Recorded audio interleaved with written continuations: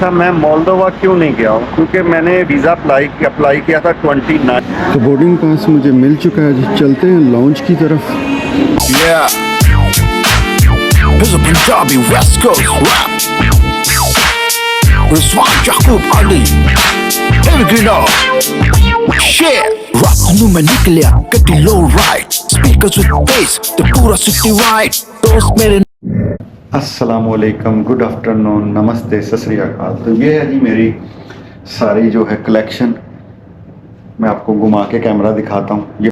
ये है जी जो करेंसी मैं कलेक्ट करता हूँ, वो वाली। और ये नीचे मैग्नेट्स आ जाते हैं, क्योंकि मेरी फ्रिज फुल हो गई थी तो मैंने सोचा क्यों ना यहाँ पे लगा लिए जाएँ।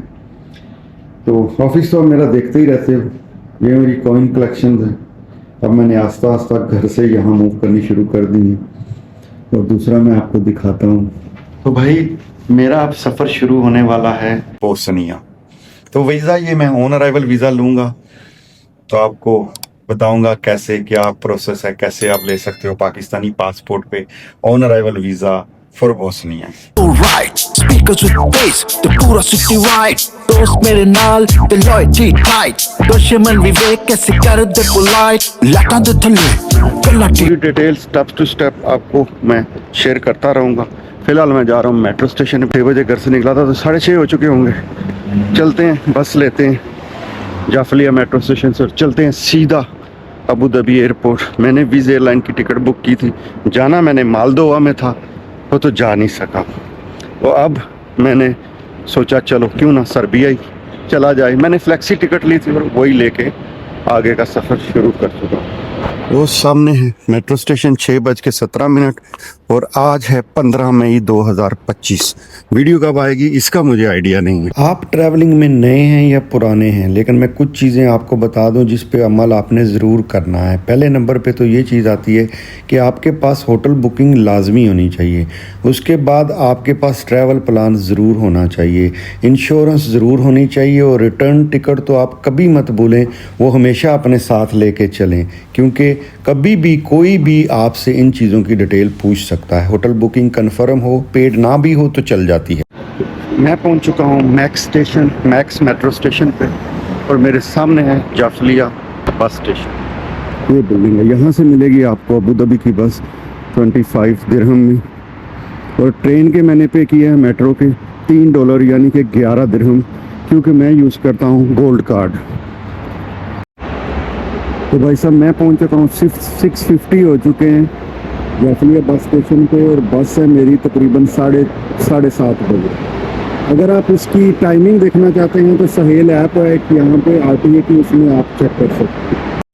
अगर आप दुबई से अबू धाबी एयरपोर्ट जाना चाहते हैं तो इसकी 2 जगह हैं। एक है जाफलिया बस स्टेशन और दूसरा है इब्न बतूता बस स्टेशन। एक RTA की बस जाती है जो लेती है 25 दिरहम, और दूसरी बस जाती है जो अबू धाबी एयरपोर्ट की है, वीज़ एयरलाइन की है या एयरपोर्ट की है, शटल बस है, वो 35 दिरहम लेती है।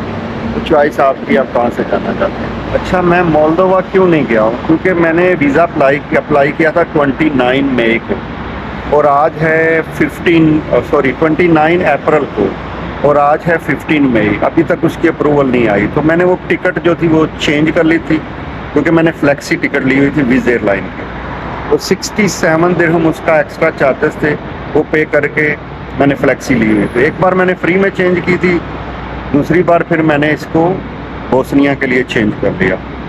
तो ये थी स्टोरी मेरा वीज़ा ना मिलने की। अभी तक अप्रूवल नहीं आएगी तो शायद मैं चला जाऊँ, क्योंकि वो डेटेड वीज़ा मिलता है मोल्दोवा का। बोस्निया हर्जेगोविना, इसका दारुल हुकूमत जो है सरायवो है, जहाँ पे 1984 को ओलंपिक्स की गेमें भी हुई थी। अगर ज़ुबान की बात की जाए तो बोस्नियन, क्रोशियन और सर्बियन ज़ुबानें बोली जाती हैं। देखते हैं अबू धाबी एयरपोर्ट कितना बजे पहुँचते हैं। 25 पे हम जो है इब्न बतूता मेट्रो स्टेशन पहुँच गए हैं जाफलिया बस स्टेशन से। तो जी 25 मिनट का टाइम लगा है हमें इब्न बतूता मेट्रो स्टेशन को। यहाँ इसका एक स्टॉप ओवर होता है आते हुए भी और जाते हुए भी। जी अबू धाबी एयरपोर्ट में पहुंच चुका हूँ। 9:15 हो चुके हैं। जब लेट होता हूँ तो बहुत लेट हो जाता हूँ, जब जल्दी आता हूँ तो बहुत जल्दी आ जाता हूँ। तो देखते हैं क्या बनता है। बोर्डिंग वगैरह क्लियर करके मिलते हैं। आज लॉन्ज में बैठेंगे तसल्ली से। तो बोर्डिंग पास मुझे मिल चुका है जी, चलते हैं लॉन्च की तरफ। बोर्डिंग पे सिर्फ इतना सवाल पूछा गया है वापसी कब है और कौन से वीज़े पे जा रहे हो, इसके अलावा कुछ भी नहीं पूछा गया। हमेशा की तरह जा रहा हूँ लॉन्च की तरफ और मैं आज लॉन्च पे एंट्री करूँगा अपने नए कार्ड से। और ये ऐप है visa companion, airport visa companion ऐसे करके है। मैं लगा दूंगा साथ में इसका स्क्रीनशॉट। ये है अबू धाबी का वो लॉन्च, पर्ल लॉन्च, जिसमें मैं जा रहा हूँ। मेरी फ़्लाइट को अभी पड़े हुए हैं तकरीबन 2 बजे, एक 1:55 की फ़्लाइट है। तो अभी जो है 10 भी नहीं बजे हैं, तो कितने 4 घंटे तकरीबन बन जाते हैं। बैठते हैं 3 घंटे, मस्त मज़ा करते हैं लॉन्च के अंदर। तो इस तरह का ये लॉन्च जो है, सेम मैं इसी लॉन्च में हमेशा आता हूँ। ज़्यादातर लोग बोस्नियन ज़ुबान बोलते हैं और इंग्लिश सियाहती इलाकों में आम है। बोस्निया की अगर आबादी की बात करूं तो जहां पे 50% मुसलमान और तकरीबन 30% ईसाई, ऑर्थोडॉक्स और कैथोलिक। इस्लाम यहां उस्मानी सल्तनत के दौर में आया। तकरीबन 3.2 मिलियन 32 लाख लोग 2025 के अंदाजे के मुताबिक यहाँ पे रहते हैं। 51,000 मुरब्बा किलोमीटर तकरीबन श्रीलंका और स्लोवाकिया के बराबर इसका रकबा है। जनूब मशरकी यूरोप। बोस्निया भी बाल्कान रीजन के अंदर पाया जाता है। बाल्कान पहाड़ों को कहा जाता है। इसके पड़ोसी ममालिक शमाल में क्रोएशिया, मशरक में सर्बिया, जनूब में मोंटीनेग्रो। तो जहाज में बैठने जा रहे हैं, देखते हैं। तकरीबन 6 घंटे की जर्नी है। तो भाई फ्लाइट और टाइम है 6 घंटे की फ्लाइट है तकरीबन। अब मिलेंगे हम लोग बोस्निया। रास्ते में आपको मैं कुछ व्यू जरूर दिखाऊंगा अगर मेरे साथ कोई ना बैठा तो। अभी मुझे कोई कंफर्म नहीं है, लेट्स सी।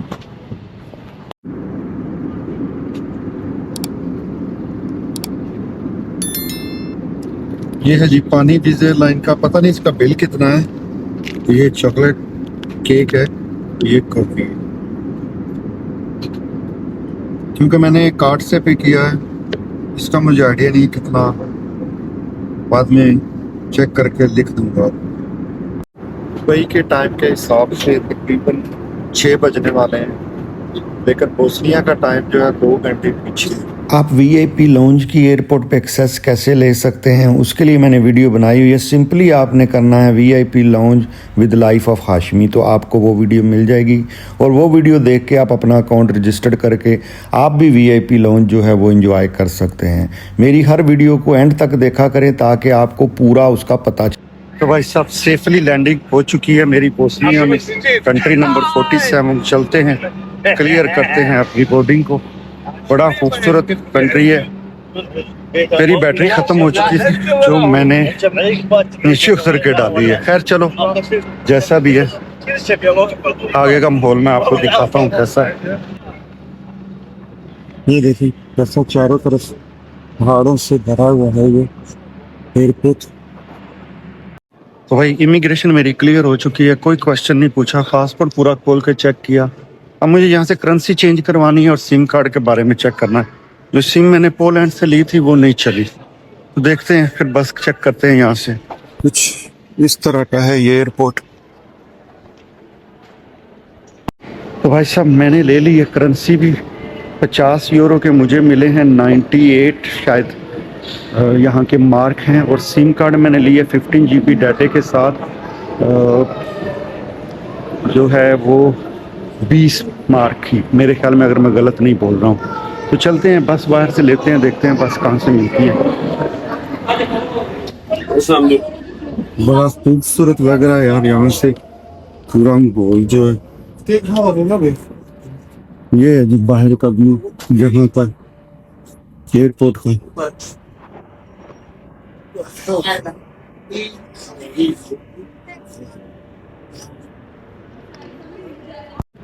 तो भाई साहब बाहर निकल आया हूँ। इस वक्त जो टाइम हो रहा है ना, वो बज रहे हैं 6:40 हो चुके हैं। अभी तक जो है सूरज निकला हुआ है, लेकिन चलें देखते हैं कि यहाँ पे बस की पार्किंग कहाँ है। तो ये है जी सामने एयरपोर्ट और यहाँ आप आएंगे ये साइड में रेंटे कार वाली गाड़ियाँ और ये बस स्टॉप। इस वीडियो को यहीं ख़त्म करते हैं। आया हूँ मैं यहाँ ऑन अराइवल वीज़े पे, मेरे पास शेंजन वीज़ा था जिसकी बिना पे मैं आया।